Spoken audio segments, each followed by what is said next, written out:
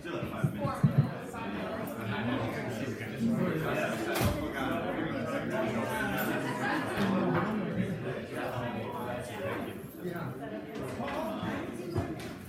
Well, because he brought Brian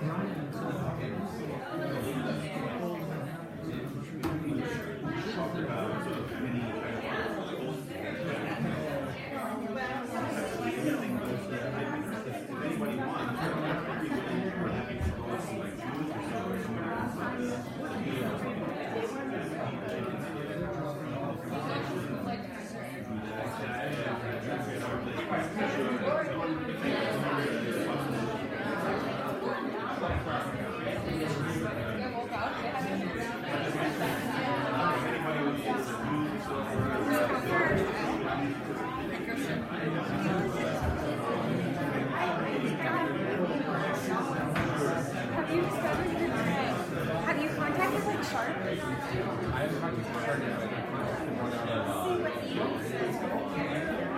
Sharp's one. Not yet. She's interested. But Dina and I are Sharp's one.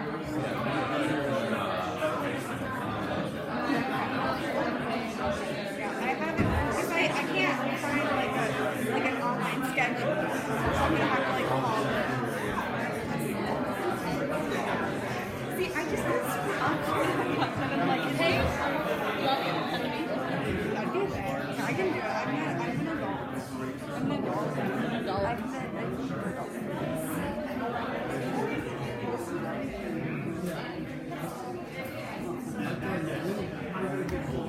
okay, curious about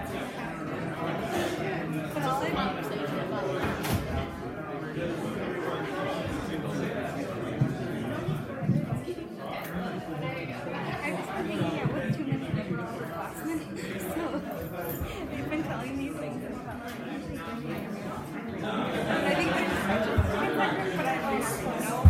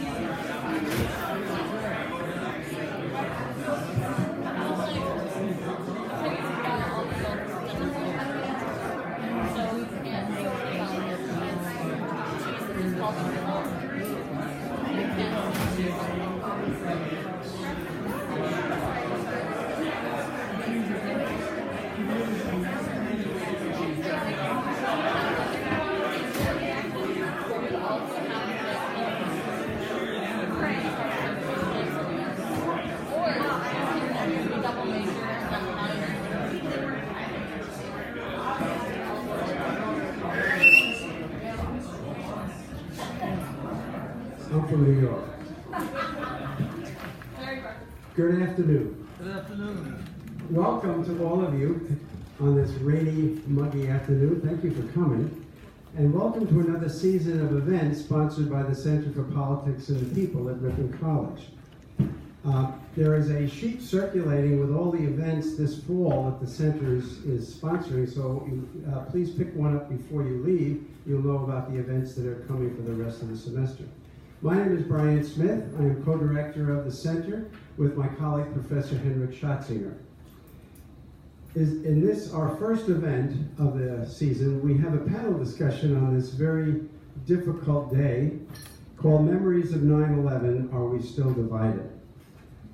Today we're remembering the 18th anniversary of that terrible moment when our country was attacked and thousands of Americans lost their lives. Many of us in this room were only toddlers at that time and have no personal memories, but others have very clear memories of what happened and where they were on that day. Unfortunately, not all Americans have the same memories or interpret the event in the same way. There are still divisions among us and between us and other nations on how to interpret the causes of this tragedy, on what we've done since as a nation, and what we might be doing in the future to prevent other attacks on ourselves and on others. The repercussions of 9/11 have been felt beyond our own borders. Not only have many of our own armed forces died in trying to stop terrorism abroad, but countless other people, non-Americans, have lost their lives. Many more non-Americans have lost their lives to terrorism than Americans in the past 18 years. And so we are co-sponsoring this event to remember and to put this event in a wider context if we can. And we're delighted to have the co-sponsorship of the League of Women Voters, the local chapter, and Ellen Sorensen, who is vice president of the local League of Women Voters, will act as our moderator. Among her other work, she recently worked for the State League of Women Voters on the 100th anniversary celebration of Wisconsin ratifying the 19th Amendment, and Wisconsin was the first state to do so, which gave women the right to vote. For the past 5 years, Ellen has coordinated drug-free communities of Fond du Lac County. She is a 2000 graduate of Ripon College with majors in politics and government and history. So I'll now turn it over to Ellen, and she'll introduce the other members of the panel, and they'll spend maybe about 40 minutes among themselves discussing questions about this event, their own memories, and other questions about the meaning of the event of this day as they see it. So Ellen, thank you for moderating this panel. Please introduce the panel. Thank you, Brian. If at any time during this discussion you cannot hear any of the panelists, please raise your hand and that will signal them to put the microphones closer to their mouths. So also, the discussion is being videographed and will be available later on YouTube for viewing, in case you want to see it again, because it's so good. So I want to thank our panelists for participating. Sarah Frohart Lane has been an assistant professor of history and director of environmental studies at Ripon College since 2014. Her research and teaching interests include African American history and United States environmental history. She has a bachelor's degree from Swarthmore College and a PhD in history from the University of Illinois Urbana-Champaign. Mohammed Bahabadi, did I do it right? Okay, great. Is an international student from Iran in his second year at Ripon College.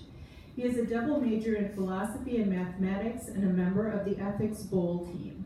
He grew up in a devout Muslim family with a brother and a sister. He left his family in 2015 to attend Wayland Academy, a boarding high school in Beaver Dam, Wisconsin.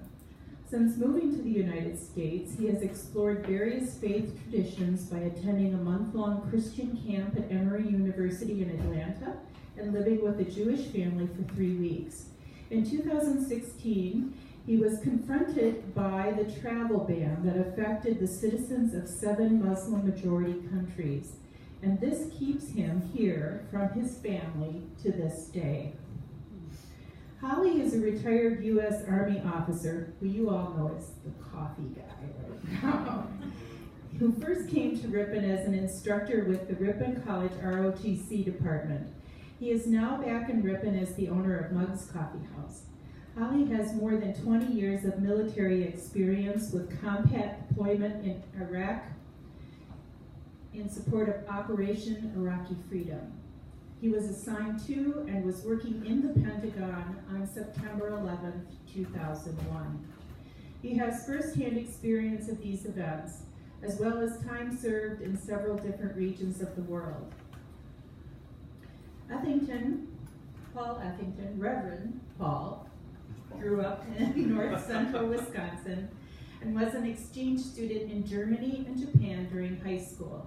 He attended a small private college in West Virginia where his focus turned to ministry. Ethington and his wife Pam served for 14 years as directors of a Christian camping ministry that served children from inner city Chicago. He is currently pastor of Trinity Evangelical Free Church in Ripon.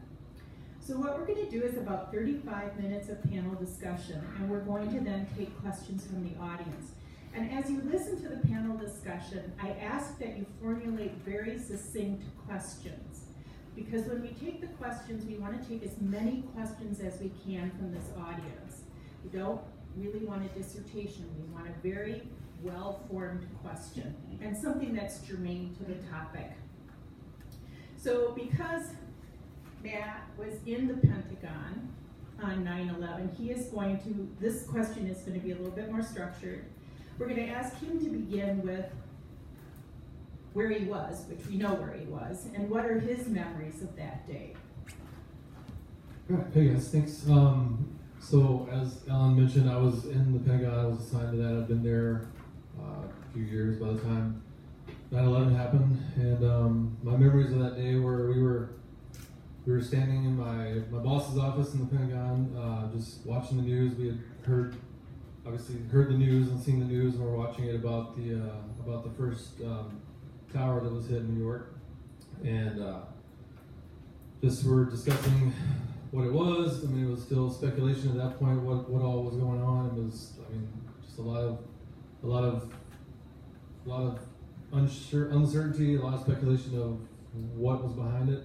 And shortly after that, so we watched that for a little while. I went and actually called my wife and told her to turn the news on, and that there was what had happened. We don't know exactly what was going on, but what had happened, and to watch that. And it was approximately a half hour later when our building got hit with the second plane.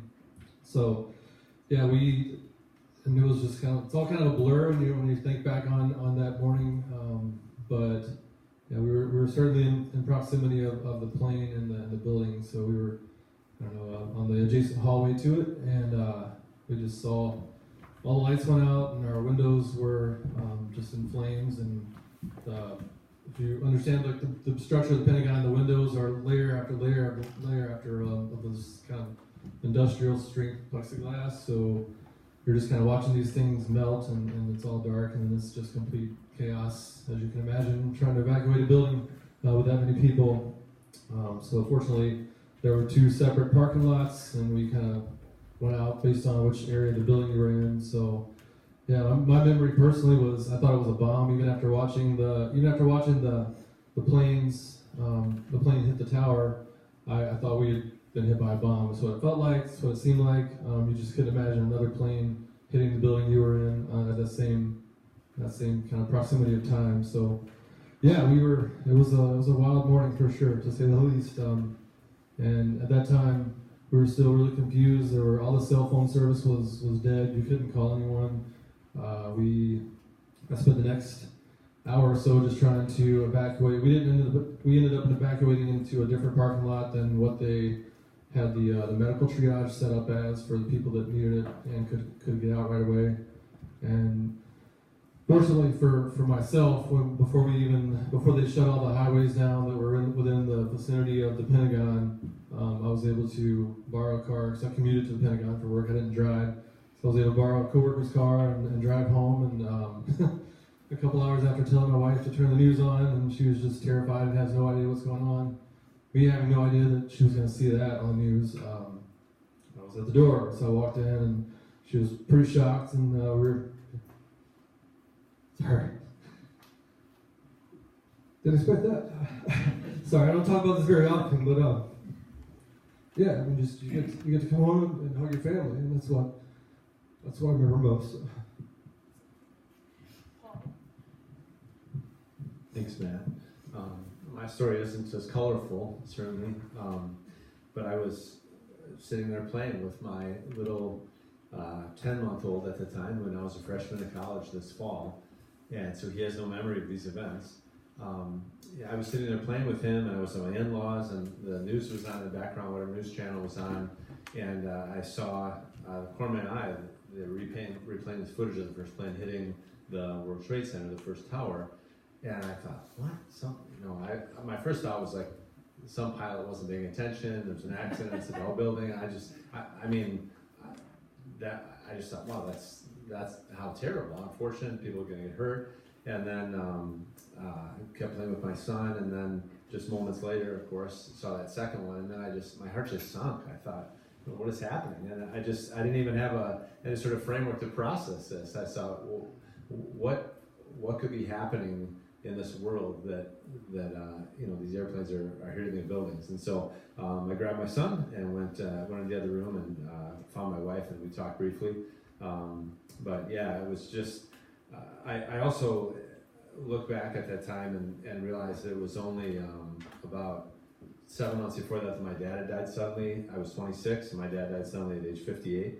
And yeah, it just got me thinking about life and death and the temporal nature of this world. And so because I don't have the military experience or experience overseas that others here do, I was more thinking about my family and just life and death and just the realities of what this world had become instantly. So.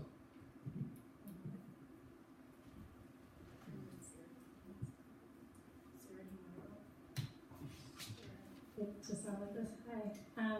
Thanks for having me here. It's great to see all of you. I was a junior in college and I was studying abroad in Nepal. And we were on a field trip. So I was in Chitwan National Park, which is just in Nepal on the boundary with India.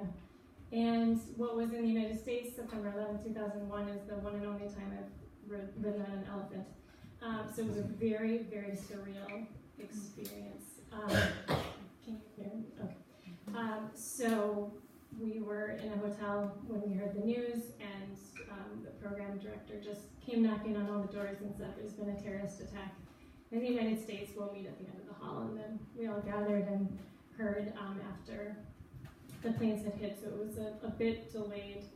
And I think the one sort of salient point that I would mention in terms of memory was, you know, I was studying abroad in Nepal where there was a Maoist insurrection at the time, and I'd spent lots of time worrying about me before I left, and is everything going to be okay? And it had never crossed my mind to worry about my family at home, and that was the moment where that changed.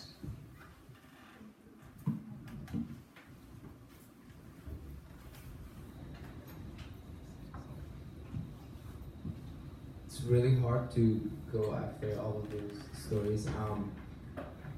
Well, I think I need to start from just the conception that my generation back home has. I think my generation grew up in a time where the Iranian revolution was really new thing, and I think my country wanted to basically become a major force in the world and its politics, because we had seen ourselves and we had heard stories about being one of the prominent civilizations in the world. And I think 9/11 to me was always one of those like few moments in my life where the entirety of the world felt sorrow and wanted to reach out their hands to show condolences. Because of its multinational nature, because more than 90 countries lost their citizens that day. And in that way, 9/11 was really profound.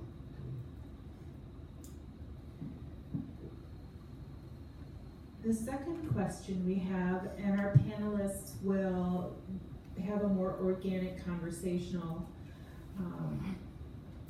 discussion about this, is how have you seen memories of the day divide people, and how can we have more compassion for one another with regard to that? Which one of you would like to start? Don't all start talking at one time.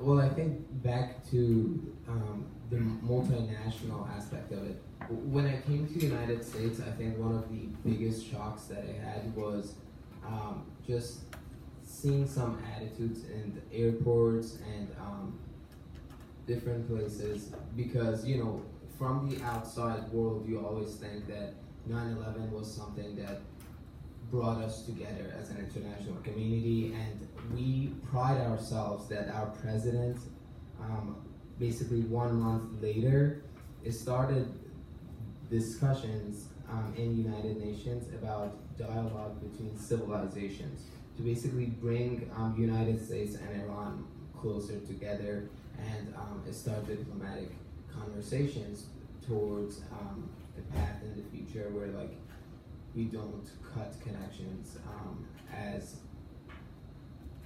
strongly as we have done years before. And I think like coming here and sometimes seeing that it was becoming about this very strong feeling of I'm hurt and this is how I want to express it, or seeing that sometimes like citizens of my country we're target of laws. I'm not saying even discrimination, but like specific laws that, let's say, put economic sanctions on us or various sanctions.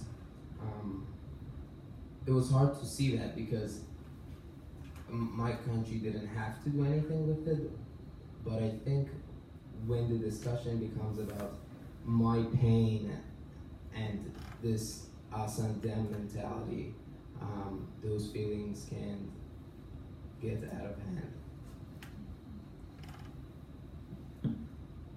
Yeah, well, it was kind of interesting. The perspective I had was, I mean, living in that area. There's obviously a pretty military heavy and government heavy area. There's a lot of patriotism just in that area in general. So it was, I mean, frankly, it was really amazing after the, like, shortly after the event, after that happened, to see people, I mean, within our country, to see people that, or at least that we witnessed coming together and kind of helping each other and looking.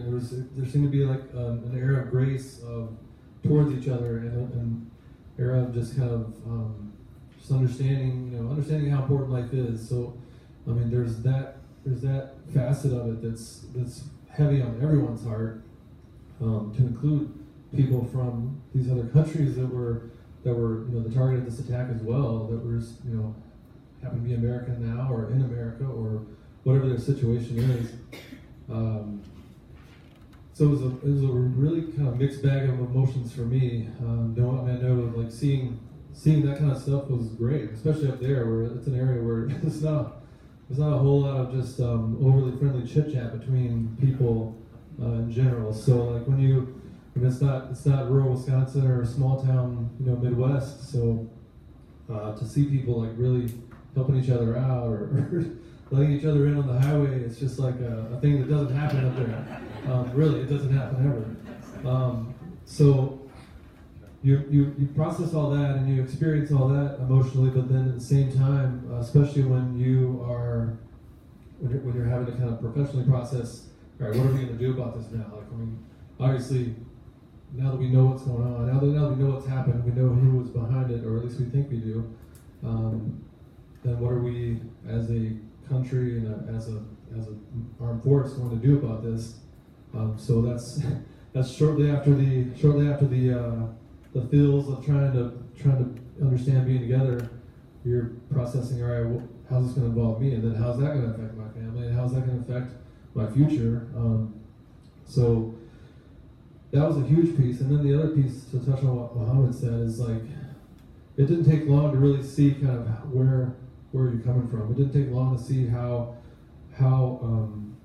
people. I mean, even the ignorance of a religion versus ethnicity, or a religion versus a culture was a little bit shocking, a little bit kind of taken aback. And how do you as an American that's born and raised in the South and living in wherever the government sends you now, like how do I process this, and how do I teach my family to process it? So my biggest thing, later on, this kind of fast forwards a little bit, but it's really related to how I think that the division of people is. Once you see that, it really took me personally.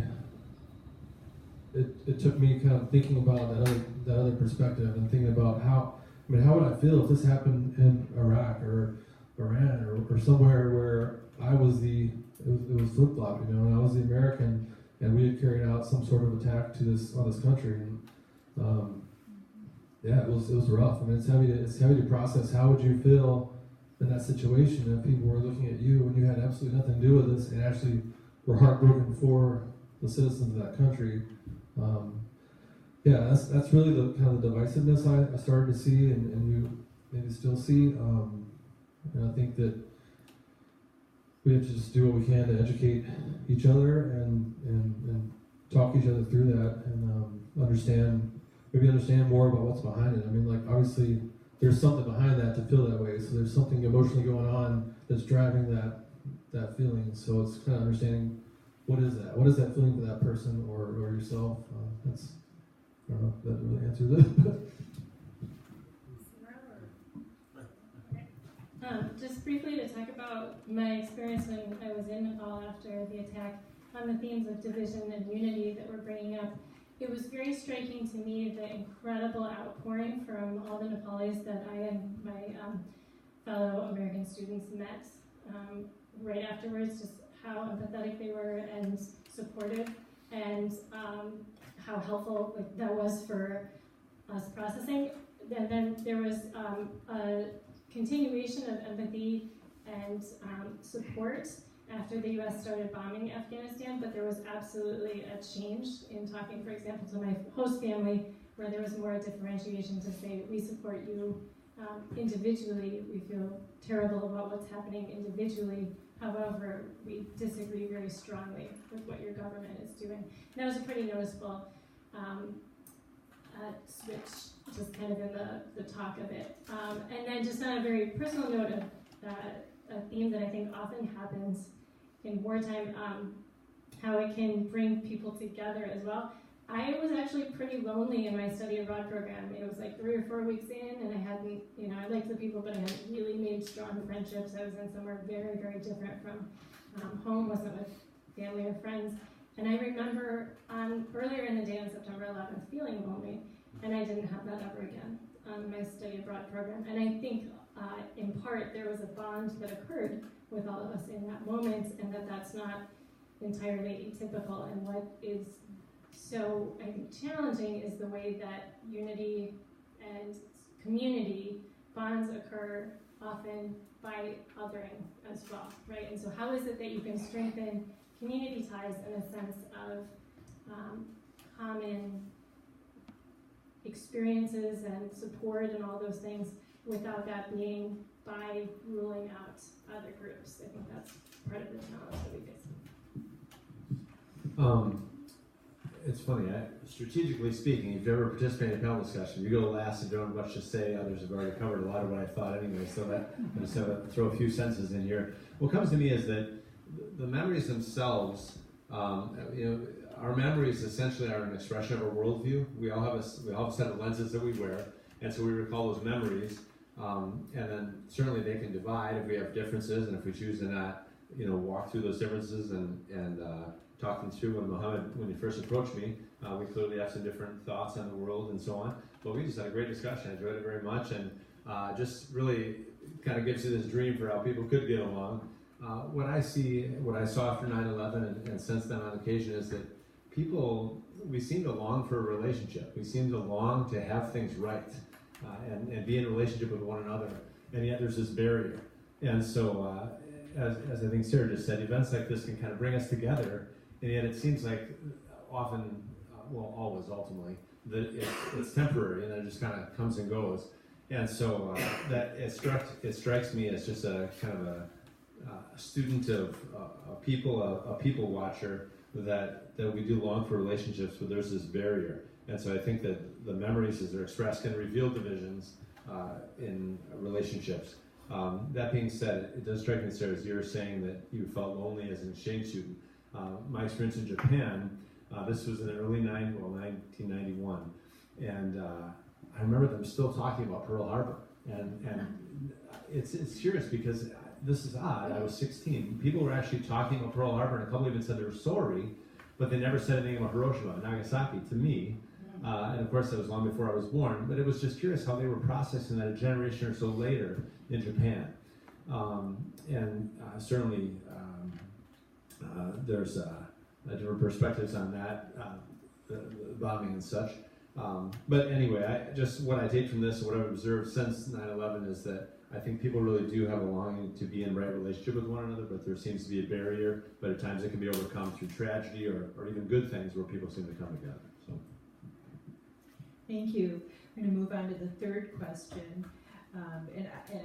I actually have a story about this from personal experience also, but the question is, how far should empathy of U.S. citizens extend in the aftermath of 9/11? And my little story is, I was in Singapore in March of 2003. Was that when we invaded Iraq? Yeah, okay. So I was in Singapore, my cousin and I flew to Thailand. And at that time, they had coincided with the invasion of Iraq. And so we woke up in the morning and my cousin said, okay, we're passing as Canadians today. I was like, okay, I don't really know how that works, but I'll give it a shot, because Americans are very recognizable when we're overseas in the way we dress and our mannerisms, even if we don't speak. And the Thai people were very upset that we had unjustly invaded a country, and they refused to wait. They were very polite about it. But that's when Thai empathy for 9/11 ended, when that invasion occurred. That's when the Dixie Chicks were in Germany. So that's my story about when I noticed empathy ended for 9/11. So if anybody else wants to talk about how far should empathy extend for U.S. citizens?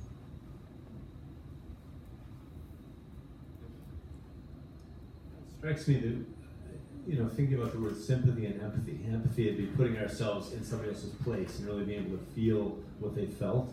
I'm not sure that a lot of us in this country are able to do that. That being said, when I saw the questions that Mohammed sent, it says, how far should empathy of U.S. citizens extend in the aftermath of 9/11? I was talking a minute ago about lenses and worldview, and when we read that question, some of you might say, yeah, how much should we think about the families of ISIS warriors and such? Or others would say, well, yeah, how much should we think about the victims of 9/11 and their families? And so it's curious, because probably each of us have some certain thing we think about when we think about empathy. And so I would say that these are all, whether it's an ISIS fighter, ISIS family member, a U.S. military member, a person in the Trade Center, these are all people who have dignity and worth because they're created in the image of God. And so I would want to have empathy for all of them if I could put myself in their place. So that's the perspective I come from, that I want to have empathy, I want to have sympathy for everyone because they are of value because they bear the image of God. So I asked this question from a couple of people, and one of them was actually a businessman who was doing business in New York at time of 9/11, and he gave me a really good perspective about how in the past, like in Vietnam, there were so many soldiers sent off to fight in Vietnam, and so United States citizens had such good connection with war, and they could feel it as the casualties were rising. But as the time progressed, obviously like U.S. equipment became more advanced, and now the number of soldiers that United States sends off could be much less, but the intensity of the war could be the same or even bigger than it used to be. And so that makes it really hard to have that feeling, because there's no like personal connection with it. You just hear in the news that this number of people died, and it's just a number. It's not a personal connection anymore. But I think that's a call for grassroots movements, for people, individuals, to start making sense of those numbers better, because otherwise we will be doomed to just live in these country mindset and potentially risk the lives of all of us. Because now we have weapons that can risk and destroy all of our lives at the same time, and much faster than we can imagine. So just put that in perspective, like the casualties in Syria were around 570,000. And like, I think, you know, your mind just stops processing maybe after 1,000. But if we put a 8-foot grave and line them up with those casualties, we can go from Ripon to Chicago 6 times. And I think, you know, these types of visual aids will help us really understand how necessary it is for us to take action sometimes. So, I mean, I guess speaking to how far the empathy should extend, I mean, I don't know, I guess if you tie it to U.S. citizens, or you could just say in general, it should, I mean, ideally empathy should extend to whoever needs that empathy, like all sides of that, all sides of the spectrum. I mean, there's a lot that went down that day, and there's a lot that went down in the years to follow that. So empathy should extend, as we spoke before, to this people that are in this country from those countries that are affected by this travel ban, or affected by the perception of what happened on that day. It should extend to the soldiers who had to do whatever they had to do and follow orders to go somewhere. It should be extended to that. That's, you know, I mean, we went back to work to the Pentagon shortly after we went back to work shortly after the attacks of 9/11, and then obviously it took some time to figure out what we're going to do as a country.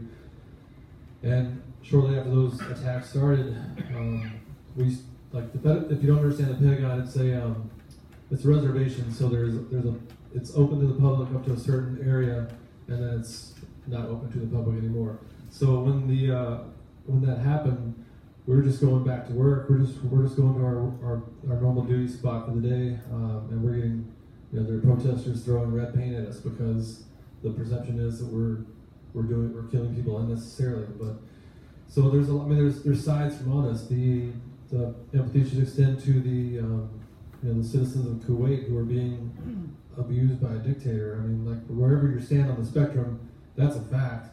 And, you know, these people needed some help. I mean, like, they were being murdered. So, I mean, like, you can't just stand by and watch that happen and allow that to happen when you do have as powerful of a force as we have in this country. So it's difficult. I mean, it's difficult to understand where these lines of empathy, they're blurry. I mean, you don't know where, you don't even know how you feel about some of the situations. But I think like Mo said, if we get to the point where the grassroots movement is like people in this room and people in this state and this country and these other countries understanding what it is to care about someone else and care about what they feel and care about what they've been through, that changes a lot. That goes a lot further than talk of military action or talk of government action. I mean, it really does boil down to what happens in our own hearts and how we look at other people and treat other people. So I mean, yeah, it was rough. It was rough after that time frame to be kind of torn. And fortunately, what we did see from the military perspective was not the same mistakes being made by our country as were made in the Vietnam era. I mean, I think by and large, citizens of this country really understood that soldiers were doing what they were being ordered to do, and there was an actual constructive, a positive constructive action that was driving that. So, or a goal that was driving that. So it's not like, I mean, for the most part, other than some protesters that were being ignorant, there was not a whole lot of, I mean, people generally appreciated the soldiers, appreciated the military that was coming back from these war zones. I mean, I'll be honest with you, no one wants to go to war. I mean, like our veterans in this room, I think can vouch for that. No one is just like dying, itching to go to combat. I mean, it's not a pretty thing. So yeah, the empathy, it kind of belongs to whoever needs it. And if we do something, or I'll speak for myself individually, if I do something or if I say something based on my worldview, as Paul mentioned, and I come across someone who expresses the need for empathy there to me, then I need to extend it to them, whether I knew it was necessary or not, or whether I meant anything negative by something I'd said or done. I need to extend it at that point to that person that's telling me they need it, because that's where it's gonna matter. That's where it's actually gonna change what happens in this world. So.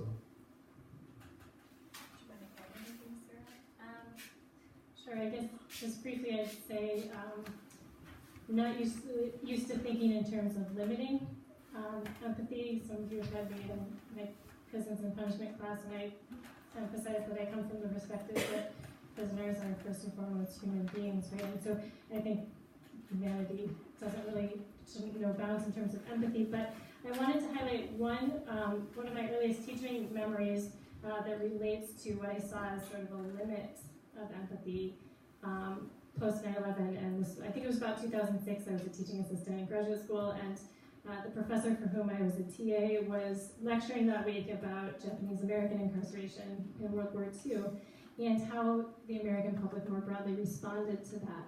And so in section, we were talking about the current moment under the Patriot Act, some of the things that were happening, and indefinite detention, and people were talking about the reactions to that. And I had this just really strong student who spoke a lot in class who raised her hand, and she articulated something that I was not used to hearing before, which was, well, I don't really know anyone who's in that sort of situation or relate to anyone who's being detained in that way. Maybe if I did, I'd care. I don't think she used the word I'd care, but that's essentially what she was saying. But since I don't really have any connection there, I don't feel any concern about that personally. And to me that was a really striking, like I said, articulation of something that I hadn't really heard vocalized before in that way. And our final question for the panel: how do we rebuild strained relationships after 9/11, both within our country and between our country and other nations?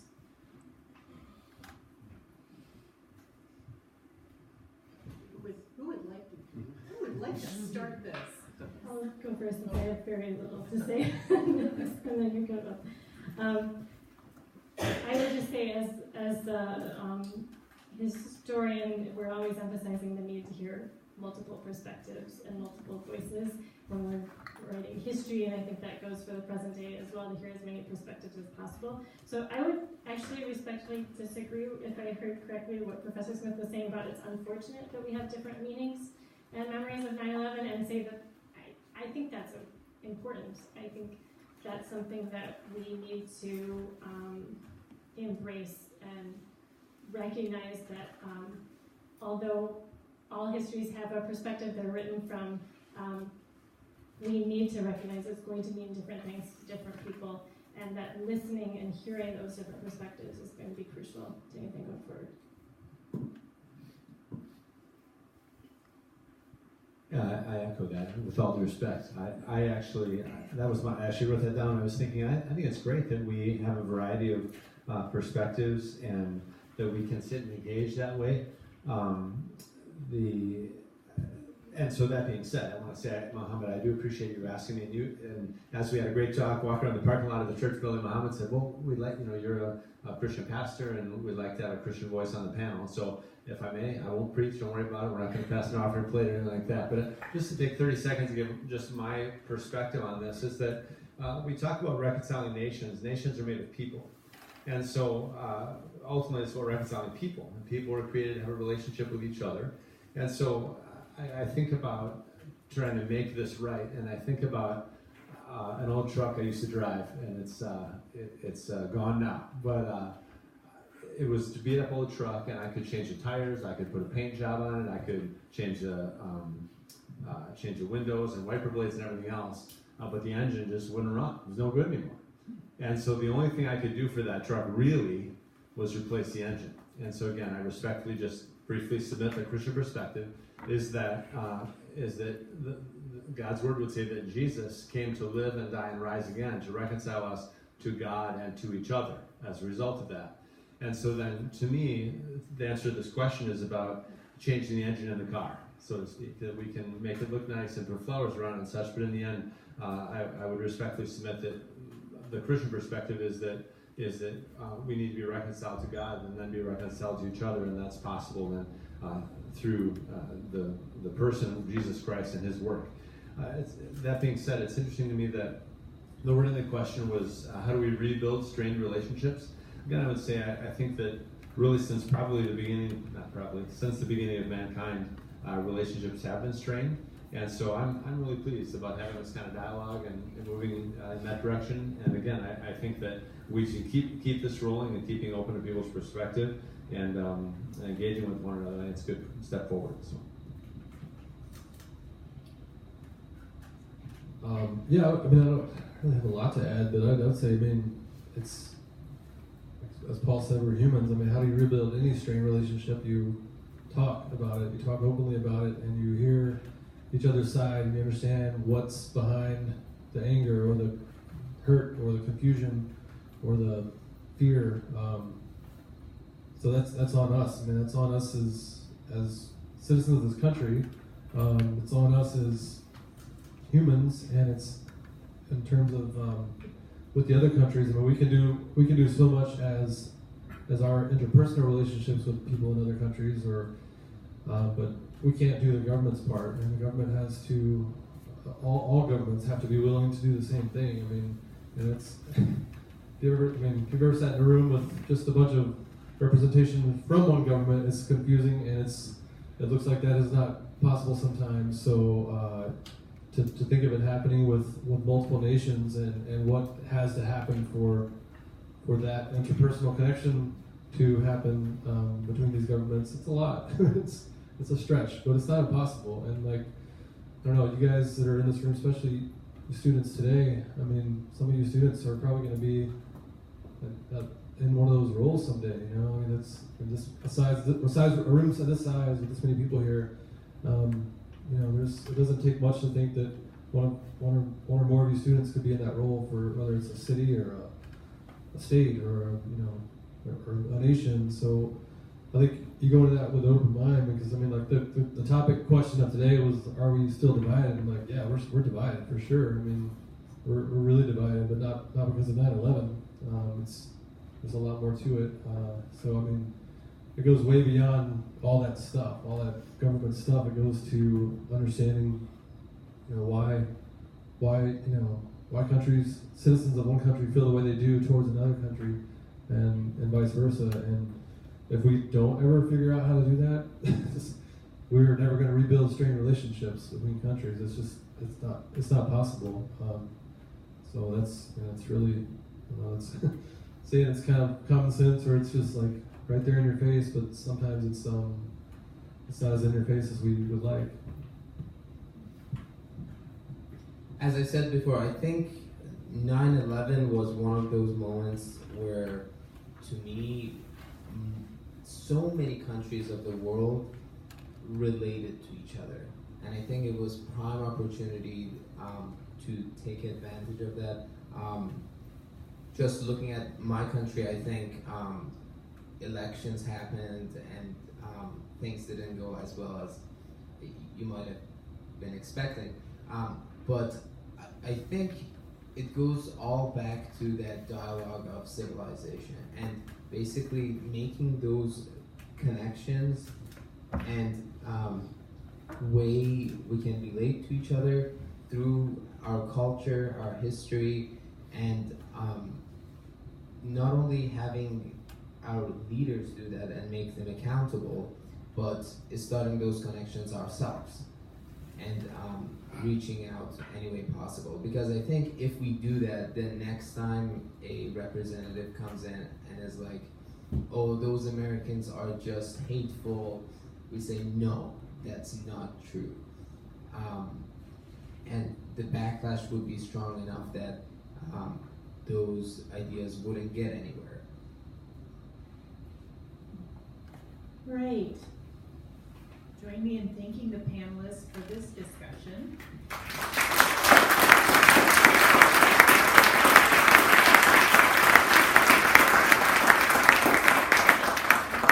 We have some significant time left over for you to ask questions, and hopefully these memories and thoughts have stirred something in you. So for those, I'll call on you if you have a question, raise your hand, and I will repeat the question into the microphone. So you're gonna have to speak loud enough, A, that I can hear, B, keep it brief. I have short-term memory issues. So, and then you can designate a specific panel member or all the panel members if you want them to answer. And finally, make it germane to the issue. This is a topic on 9/11, and we would like to keep that focus. So does anyone have a question? Yes? This is specifically for you, Mr. Holy. That's tired, last response. How do you think this particular event has affected your mental health as a veteran? Okay, the question is for Matt Holly. How has 9/11 specifically affected his mental health? And that's a great question. 9/11 or this? Does it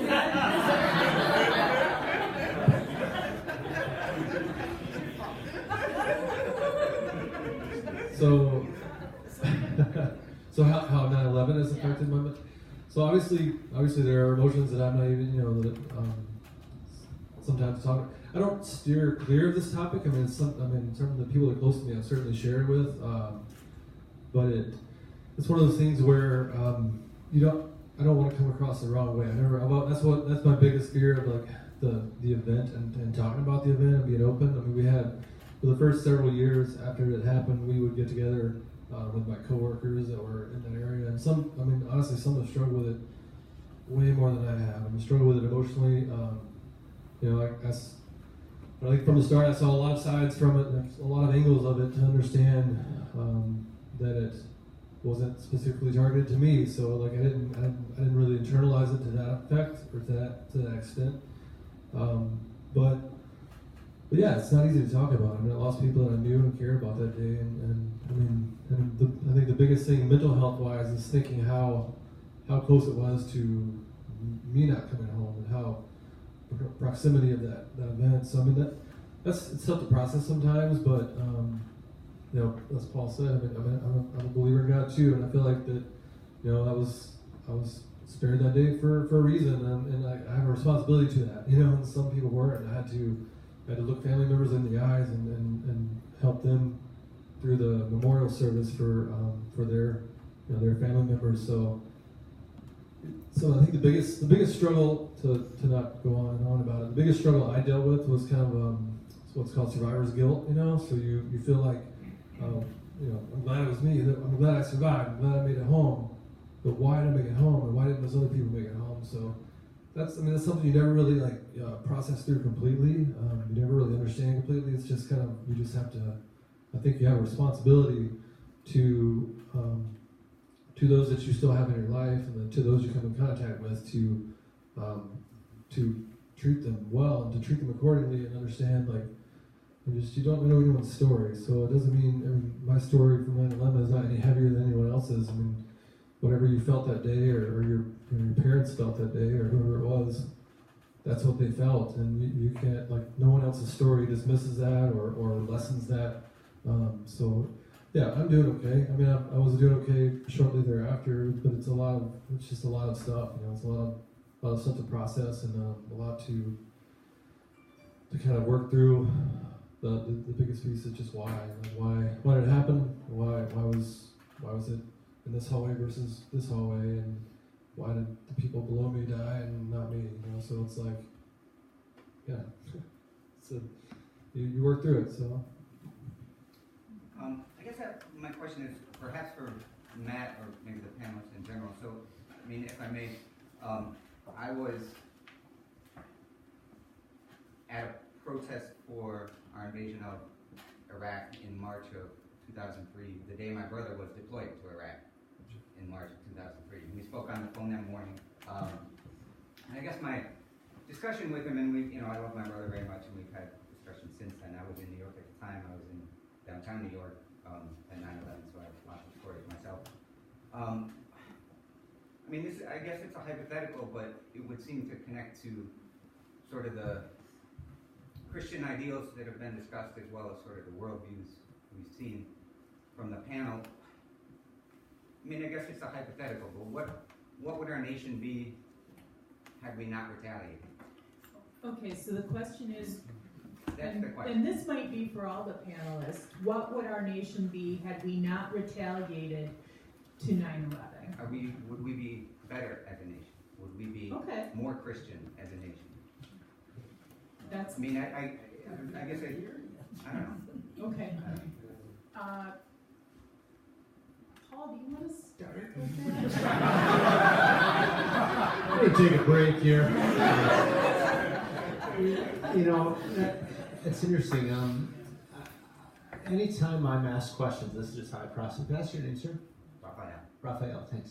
Raphael, anytime I hear a question, I always think of what's implicit in that question. So, for example, one of the things is, part of the question was, would it make us a more Christian nation? And so I think, well, then, even if I said the word Christian or Christian nation, what would people in this room understand? And so I would actually say, as a nation, I would say we'd be hard pressed to say we're a Christian nation today, in the sense that we exalt Christ as Lord and worship Him and look to Him as Savior. That's my understanding of a Christian. So if a common understanding of the word Christian is like gentle person, be kind of like Jesus was, in the sense that you're not going to retaliate and so on. If that's what you mean, well, then if that's what that is, then it would make us more so.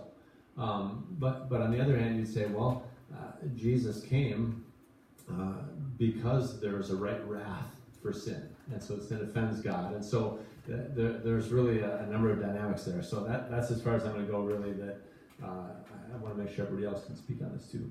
Anybody else want to take this one? Besides you, I know. You're gonna finish off.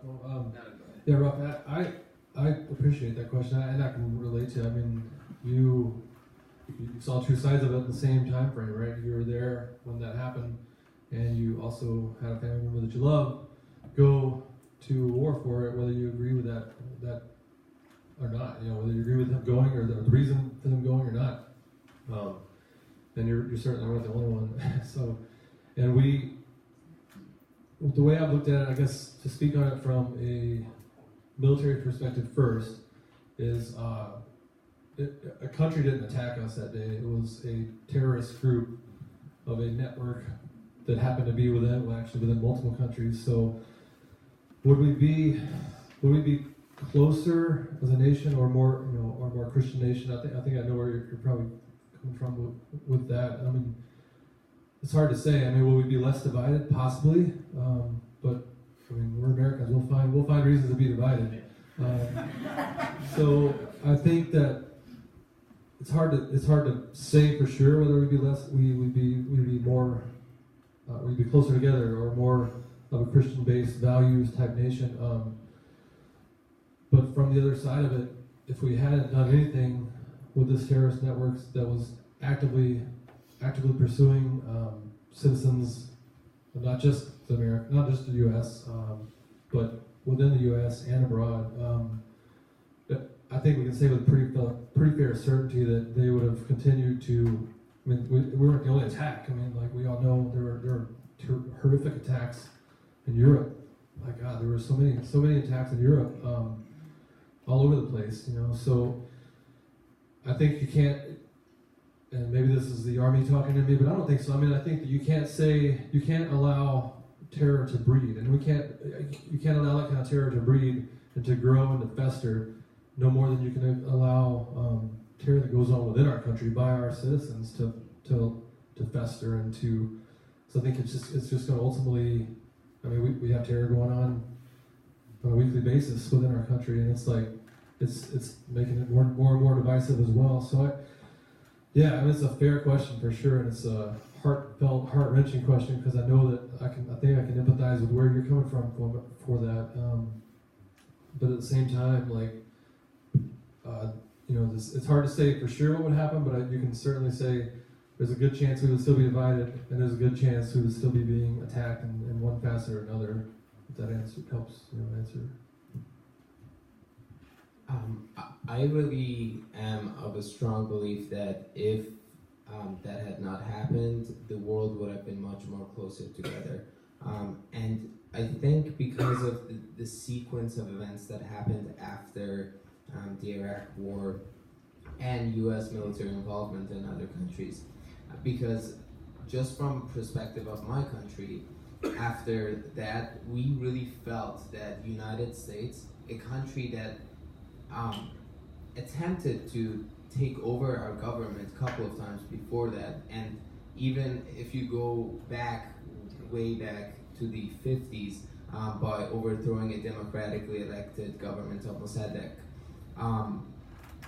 So like, we had that sense that United States that tried to take over our government multiple times in the past is in our neighboring country with its military now what we should do. And I think in those situations, not only the government felt they need to deploy military to stop that, our people felt that the economic sanctions from United States is taking away the drugs that I need to give to my son, my father, to keep him alive. And I think when you look at it that way, sometimes there's no option besides getting enraged and becoming angry at a country that's not looking at those side effects of the actions that it's taking and just looks at sanctions as way of weakening the government, but we never saw the government taking less actions or like politicizing its actions to a lesser degree after the sanctions. Pressure was always on the common people and the people who were desperate to get drugs, their daily food and bread.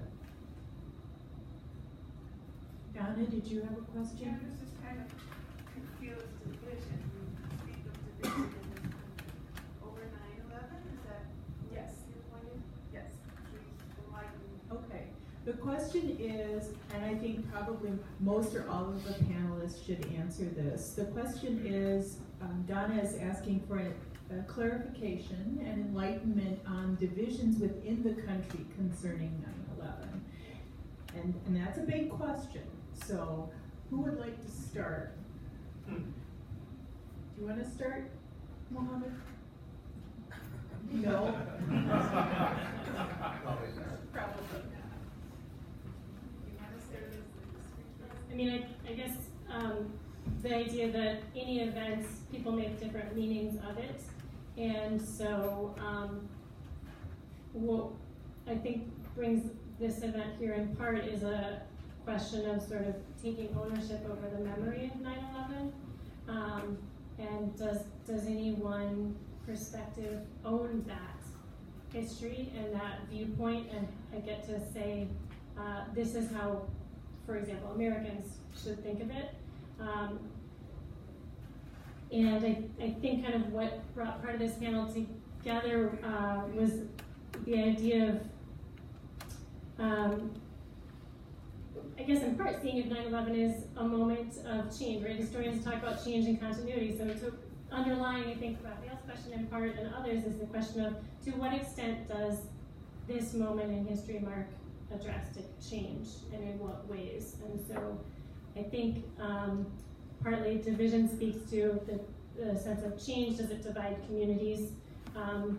At the time, do we see people kind of drawing the boundaries of us and them in different ways as a result of that? Is one of the questions here. And I would say also, and this will continue to be for decades to come, the question of what is the sort of central meaning that different people take in this country and around the world from this historical event. Yeah, Does that help, Donna, or do you need some further clarification? Well, it means something to any of us who were there at the time, much like any historic. Correct, and Changes. and in the 18-year sense. Correct. Because history, in many cases, the historical event itself doesn't change, but memories And meanings. and meanings change. Okay, who else had their hand up? Yes. Okay, I was less than a year old when 9/11 happened, so. And if you remember it, you're a genius. So this is a question for like the group. As of like 18 years later, is there still like reason for the U.S. to be like still actively like fighting terrorism, such as like with the travel ban? Okay, the question is, 18 years post 9/11, is there still reason for the United States to still be actively fighting terrorism, i.e. the travel ban? Yeah, for example. For example. Okay, I want to clarify that, I'm not against fighting against terrorism. I'm against unilateral actions that one country says is against terrorism. And I think that if one of the my biggest reason to opposing, like, let's say, sanctions or military involvement is that I think generations of people in Middle East are being born and having this conception of United States that all they do is that they sanction, they start war, and they ignore us as a place in the world. And I think that's dangerous because those people are going to grow up and become the next generation of leaders in their countries and look at United States in a very different way than I think they should. And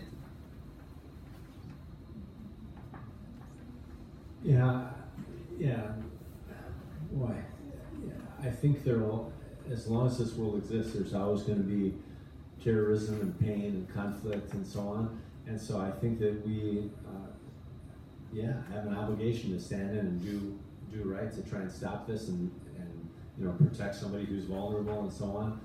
Again, this goes back to my worldview that everybody is of dignity, equal dignity, because they bear the image of God, every human being, no matter what their political affiliation or gender identity or anything else, that everybody is equally created in the image of God. And so that being said, I think there will always be a reason to fight it, but certainly it's a good thing to debate about how it's done. Just getting to know Muhammad a little bit over the last couple weeks has been helpful for me to have a broader perspective, so I appreciate that. So I think it's right to continue to really wrestle with questions like this about how to go about that.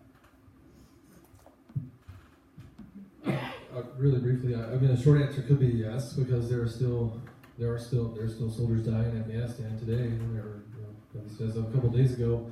So I mean, the terrorists that are from that network aren't gone. I mean, they're severely debilitated, but they're not gone. And so, short answer from that perspective, yes. But the longer answer, which I'll keep short, is I'm not affected by a travel ban and can't go visit my family. So I mean, there's a lot more to the actions of the military action that affects a lot of people, and 18 years later, or even 2 years later, a year later, should be looked at what's necessary and what's not, and what can we pull back on, and what do we need to drive forward on, and that's I'm not saying I have all the answers, and thankfully I'm not in that position to make the calls. So, but you have to see those perspectives. I mean, you can't just say yes because of this, but ignore this and ignore the fact that our friend can't go see his family. So that's tough, and it's a tough piece of it that we should never lose sight of, nor should our government or any government. Okay, thank Gary, and then David. I was struck by the fact that you have these twin towers, which to me were like shining symbols of business, and then you have the Pentagon, which is definitely a symbol of U.S. government, and these two things were being attacked, it seems to me, by the same people at the same time. Do people outside of the U.S., and maybe this is more directed to Muhammad than anybody else, but you can all answer if you want, do they see, for example, a representative of a business corporation that's headquartered in the U.S. to be one and the same as someone, or as one and the same as the U.S. government? Okay, Gary's asking if both the Twin Towers and the Pentagon are perceived as, let me see if I can get this right. As, one and the same as thing. one is the same as government. That business. They're all like one, they're all one unit. But they're all one entity. Very good question, Gary. And I think, first of all, the Al-Qaeda originally intended to attack the nuclear facilities of the United States. And they thought if they do that, everything might go out of control. So I think, their intention was to create disruption. And one of the main things that hitting the towers did was to disrupt the world economy by just hitting one tower. Because truly after 9/11, a lot of markets looked at themselves differently, and a new industry came along called counterterrorism, at least more seriously than before. But to go back to your answer of do people outside of the United States see those as the same? I mean, I can only talk about my own experience. And I think those two are looked at as different ways that the United States has enforced its control over the world. So through political means of having power in United Nations, having control over other countries sometimes, and then financially being able to control much of the world financials through the currency, US dollar, and the power that it holds. And I think that's why the sanctions are effective. Economic sanctions of the United States are effective. And that's why the nuclear agreement cannot go on without the United States being part of it. David? I think I can speak a little bit to Gary's question. My wife and I were in Cairo, Egypt in 2009. We met a number of families there, and there was a great deal of anger over the United States government's actions in the Mideast. But as individual Americans, we were treated very well. We were welcomed, we were treated kindly, we were asked questions about what the devil our government was doing, but we were not ostracized, we were not treated unkindly. Our government today seems to be moving in the opposite direction, telling us that people who come from a certain country, all people who come from a certain country or a certain region, are unwelcome here. How do we as individuals push back against that?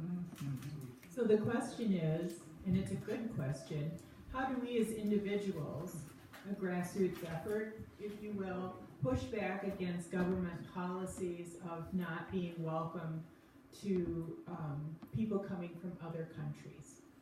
All right. Who would like to take this one? Okay. Just very quickly, I would say, just as I encourage students in history to do, not to associate yourself personally with what the United States government is doing, and so in language, not referring to we when referring to what the United States government is doing, I think is an important separation to recognize that there can be a stark difference there when you want it to be. I can tell you that after the ban happened, it was really hard to not feel alienated, obviously. Like when a government does something, like your mind just can't separate the government with the people. But I can tell you that there were families who just saved me. and I think if it wasn't for those families, I would not have been here today. And just seeing their hospitality, them reaching out and saying that I have a place here was just incredible. I had a cousin who was here at the time, and she hadn't been here as long to like have those connections with the family or something, and she went back. I think there's just a mental pressure on you that says this is not your place when a government takes that action. And I think it all comes down to that personal connection of reaching out and saying, hey, like, this is not who we are, if something like that happened. Are there any more questions? Yes, sir. How do we fight radical Islamic terrorism without promoting Islamophobia? How do we fight radical Islamic terrorism without promoting Islamophobia? Did everybody hear that? It's a good question. So the question is, how can you fight radical Islamic terrorism without promoting Islamophobia? So, look, I'll say, like, obviously it's not easy because no one's mastered it yet. But to touch on the last piece though, you can't. I think what it boils down to from a strategic perspective, right? So we can all speak to a personal perspective. I think we can all agree, like, keeping people that just want to be in a safer spot in this country is not right. I mean, like, that's keeping them out of this country when that's why they want to be here is not right at all. I mean, I don't think there's not a whole lot of disagreement with that. I mean, if you disagree with that, then it's some other issues. But the piece of that can't be completely overlooked is there has to be a vetting process to allow people into this country, and it has to be done. I mean, it can be done.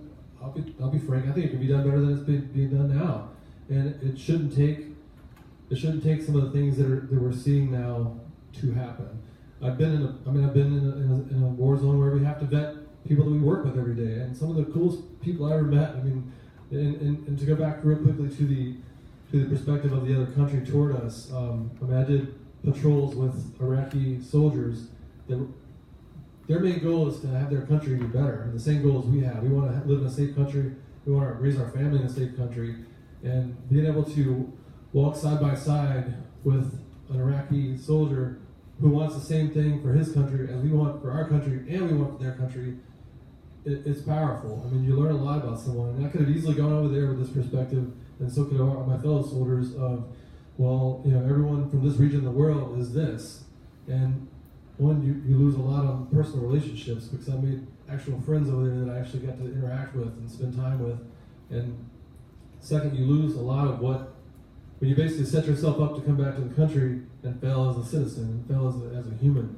So we can't just lump all that in together. So we have to go and understand their perspective. So that, I mean, there were things going on over there that the Iraqi soldiers wanted to overcome, and we were there primarily to help them do that. You know, you can sit on whichever side of the bench you want as far as what you think we were there for, and that's not for me to answer. I didn't make those calls. But I can tell you from my perspective, I walked side by side with Iraqi soldiers who wanted to find out which bad guys were in this village, because there are a whole lot of not bad people there. There were a whole lot of people that just want to live their lives, and unfortunately were affected by a few that were there to use a school, or to use a church, or to use a mosque, or to use a hospital as a haven to protect themselves from a country that just wanted to help the people of that country. So, yeah, it's a tough nut to crack. I mean, we can't just say this is how we do it and this is going to work. But what you do is you streamline your processes to find out what the background of someone is, and if they don't have any affiliation with anything that's tied to any of that network, then I don't know. Personally, I say we take more chances than we probably take. in terms of the people, but that's just me. I mean, I don't make those decisions. People make those decisions every day, and we see. I think there are good stories too that come from that, but we see the bad ones, and it makes it look really bad, and they are really bad. There are some black eyes that come from the perception of what happens there and what is actually happening. But I think it's the government's responsibility to find a way to simultaneously vet and screen the background of anyone who does want to come to the U.S. to be either a citizen or to visit or to whatever, and at the same time understanding that these are human beings that have families and deserve to be with those families and not be separated and be allowed the freedom to be a part of this country. And thankfully there are many that want to be and that still want to be, and I know personally I've benefited from that, and Muhammad's a great guy. If you don't know him, get to know Muhammad, because he's a great guy, and he's been a pleasure for myself to get to know, so I get to see from that perspective.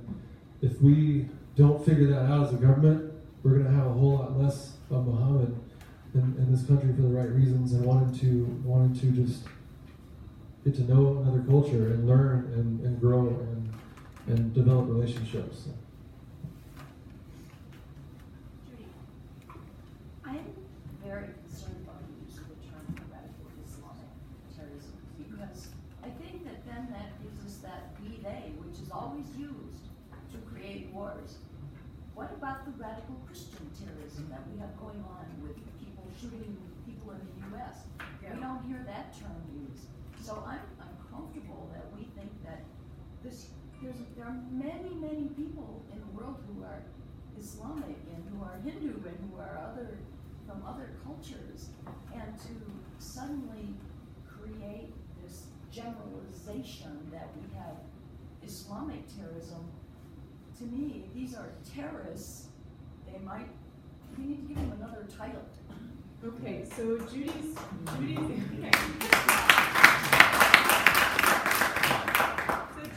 asking about the assigning of radical Islamic terrorists or radical Christian terrorists. I've not heard radical Hindu. That's a new one. I'm not sure that's actually a thing, Judy. Well, I wasn't implying. I'm kidding. So I think it's a really interesting question. Would anyone like to? You might want to talk about it. I actually have a couple thoughts. I think about combating terrorism. We're combating a mindset. It's not a person. And so it's a person that has that mindset. But again, I circle back to what I started with, if I may, and that is everybody has equal dignity in the eyes of God. They're created in His image for His purpose, and so there's value in every human being. And so, to me, it comes back to, and obviously this isn't practical necessarily on a national level, but to me personally, I just want to build relationships with people, get to know them, and I'll have Muhammad over for a home-cooked meal here pretty soon, and just get to know people and hear their perspective. That being said, certainly there are many good faith, good devout Muslims who would say, "My goodness, that's not us. That's not what we're about. That whole terrorism thing." And I can tell you for sure. For example, there's actually I won't even name it, but there's some organization that calls themselves a church in Kansas or somewhere, and they protest funerals, and they say God hates this certain group of people, and that's off the rails. And so that's bothersome to me. If somebody would come up to me, is your name Judy? Mrs. Judy? That's bothersome to me if somebody would come up to me and say, "Oh, wow, you're one of those people?" My goodness, no, of course not. That's not what Scripture commands me to do. And so that being said, I would certainly have empathy for someone who's a devout Muslim who is grouped together with terrorists and such. So that's my 2 cents. Betty. Yes, ma'am. I had the honor of attending an event at Ripon College, and many of you in this room probably did. And we came home with a band that says, "We are better together." And I would like to encourage the students and the faculty that created that meeting to continue that emphasis. We are better together. And you can take that as broad as you wish. Eddie is telling everyone we are better together and congratulating Ripon College on having that program. We have time for one more question. Let me see if anybody has a question who hasn't asked one. Yes, sir. What, I guess like, as you guys are, a lot of you were outside of the country on 9/11, like, and afterwards, how did that shape your interactions with other people?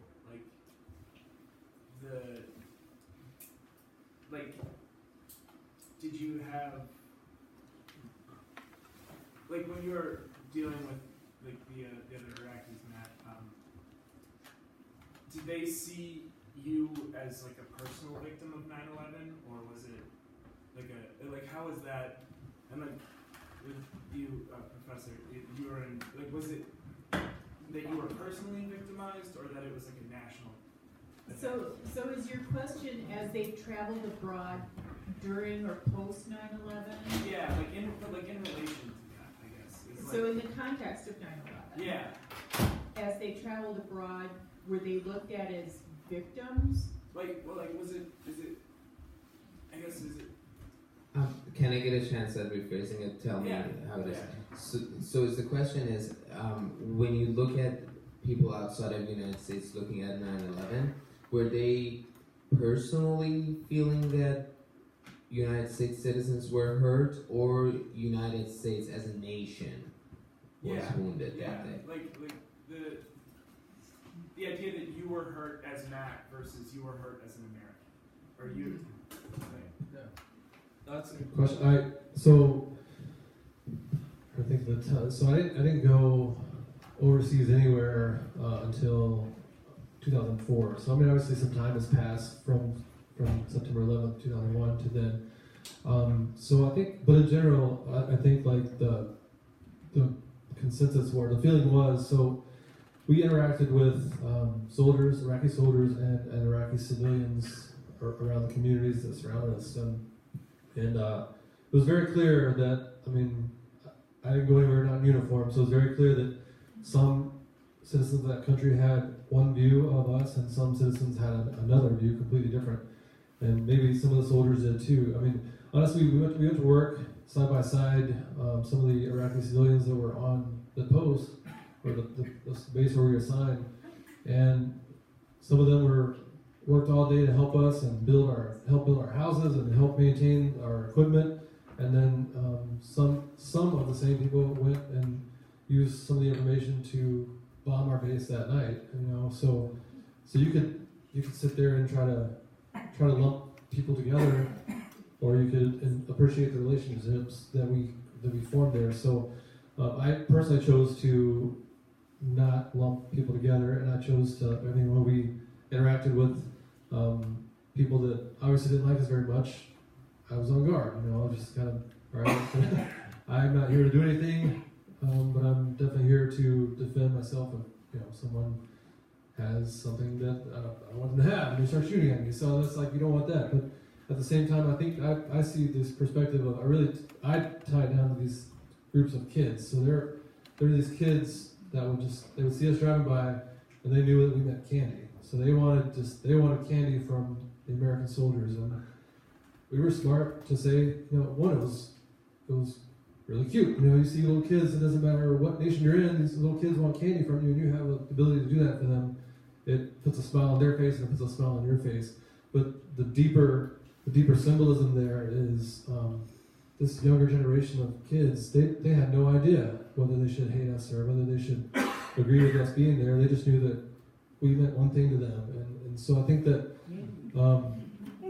exactly. So I think that we it was tough from the perspective of you weren't sure how people saw you, because back to the original thought we had, Muhammad, was I don't know what it's like to be an American in another country when America just committed a terrorist attack against that country, but we were in another country when, in the eyes of some members of that country, America just attacked that country. So It was tough. I mean, it's really tough because I'm not walking around feeling like America attacked that country, and of course we realize we have some good reasons for what we're doing there, but it made it challenging. So I personally, I just approached it from, all right, how does this person view me, and what do they let on? They didn't. I never felt like it was a.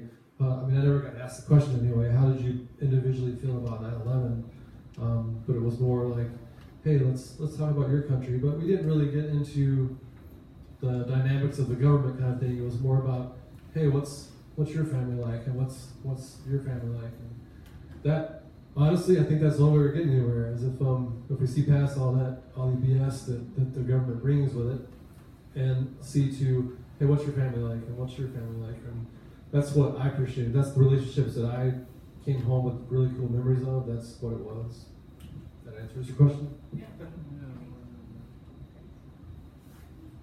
I think that's about it for our program.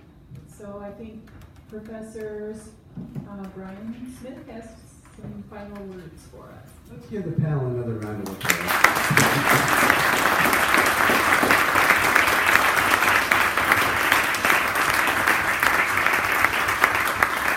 I especially want to thank Mohammed because the panel was his idea. He is very concerned about being people together.